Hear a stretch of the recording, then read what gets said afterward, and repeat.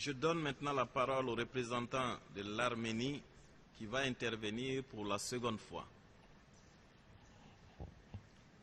Je vous remercie, Monsieur le Président. I will not deliberate on... Je ne vais pas m'appesantir sur les résolutions du Conseil de sécurité sur cette question. En effet, cela a été très bien expliqué par mon président il y a 2 jours dans sa déclaration au débat général devant cette auguste assemblée. Croyez-moi, il n'y a aucune logique quand quelqu'un dit que le peuple du Nagorno-Karabakh a voté pour l'indépendance et les autorités azerbaïdjanaises ont déclenché la guerre contre des massacres de population arménienne à Bakou, à Sumgait, à Kirovabat. Et ensuite, le peuple du Nagorno-Karabakh, les Arméniens sont les agresseurs. Ils ont clairement exprimé leur droit légal, constitutionnel, pour faire ce qu'ils veulent, pour avoir le statut qu'ils veulent. Toute réaction, toute agression, réaction militaire à cela, c'est une agression. Je voudrais également vous rappeler que les Arméniens ont peut-être été une minorité en Azerbaïdjan, cependant ils représentent la majorité au Nagorno-Karabakh. Et comme je l'ai dit tout à l'heure, au moment de l'indépendance de l'Azerbaïdjan par rapport à l'Union soviétique, le Nagorno-Karabakh ne faisait déjà plus partie de l'Azerbaïdjan. L'Azerbaïdjan aurait déjà également dû réfléchir à 2 fois avant de déclencher la guerre au Nagorno-Karabakh, parce que cela aurait dû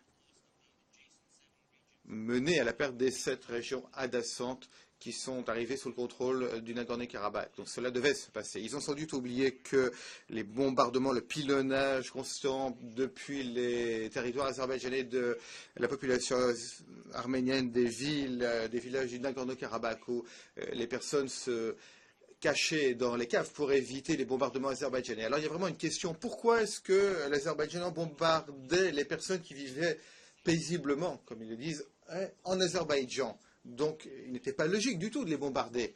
Mais parce qu'ils l'ont fait, le résultat, cela a été la perte des territoires. Malheureusement, c'est la règle de la guerre.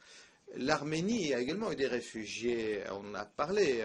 Ma collègue azerbaïdjanaise en a parlé, mais pas jusqu'à aujourd'hui. L'Arménie, avec ses ressources limitées, a tout fait pour naturaliser, pour trouver des foyers, des emplois pour la population de réfugiés en Arménie. Nous avons accepté 650 000 réfugiés en Arménie. Je suis surpris de voir que jusqu'à aujourd'hui, un Azerbaïdjan sur 8 est un réfugié dans un pays qui a beaucoup de pétrole. L'Azerbaïdjan a utilisé la tactique sur laquelle la meilleure défense, c'est l'attaque, en espérant qu'il pourrait blâmer n'importe qui d'autre pour ce pourquoi le monde les condamne. Alors, pour faire court, je dirais que aucun Azerbaïdjanais et aucun responsable azerbaïdjanais n'a de droit moral, historique, légal pour dire à la République Nagorno-Karabakh et de son peuple, pour lui dire comment vivre.